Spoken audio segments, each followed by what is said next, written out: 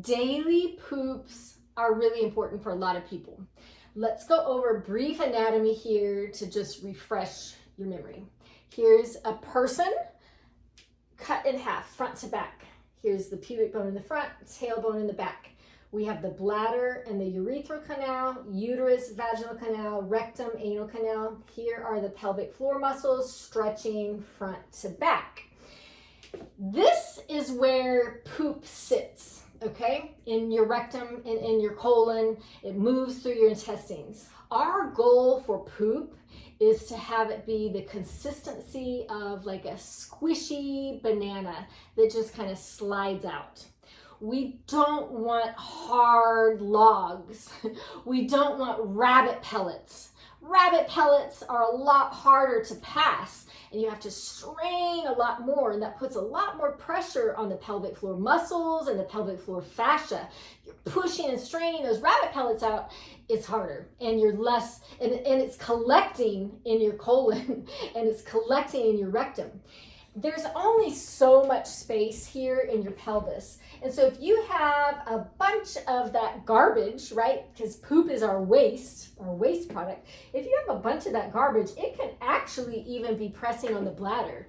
I've had people that I've worked with that we've done certainly pelvic floor muscle training, but it wasn't until we got their bowels on a healthy cycle that they really noticed improvement in their leaking. So bowel health can make a huge impact on bladder health. The number one reason for bedwetting in children is constipation.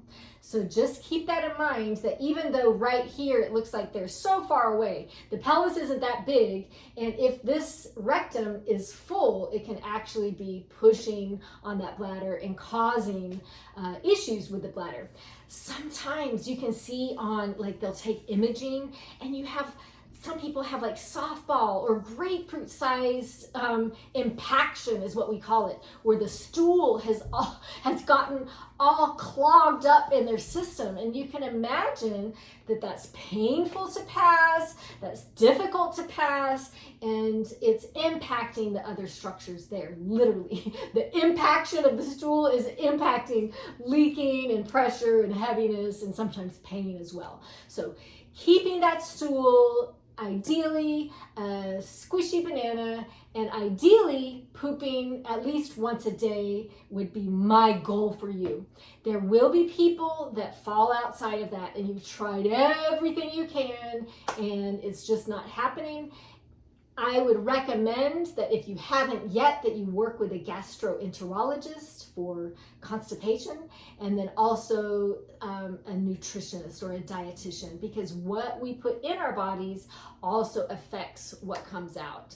And so those are healthcare professionals that specialize in that. So understand there's hope and help. I give space for people that have tried everything, or at least you think you've tried everything and you haven't found the solution. If you have questions, drop them below. I love splinting, and I have other videos on splinting, but basically splinting is where you help to support that perineum, either on the outside or the inside of the vagina. You're helping to support that tissue with those rabbit pellet poops, so that when you're straining, that tissue has some support. Thank you for being here.